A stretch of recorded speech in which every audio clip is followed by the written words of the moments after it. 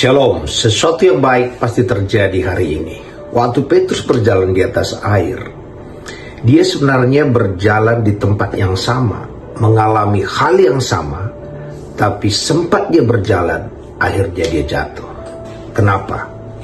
Waktu dia memandang Yesus, dia lupa tentang apa yang dia rasakan, dia juga lupa tentang apa yang terjadi sekitarnya.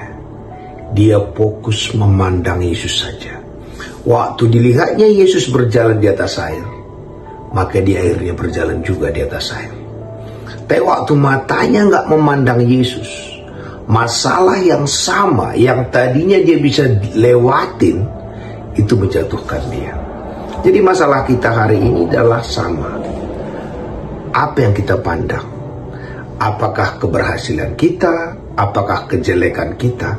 Asal kita tidak memandang Yesus, kita memandang kelebihan atau kekurangan kita, atau memandang kiri kanan kita, gelombang tantangan yang besar itu, maka kita akan jatuh. Maka tak ada pilihan lain. Mata kita hanya bicara tentang Yesus.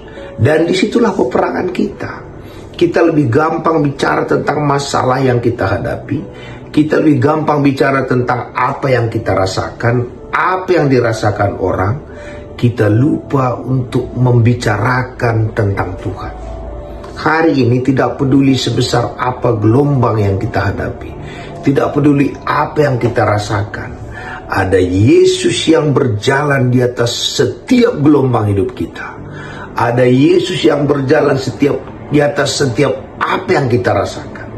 Sepanjang mata kita memandang Dia yang berjalan di atas setiap gelombang, yang berjalan melebihi semua yang kita rasakan, kita pun akan jalan seperti Dia.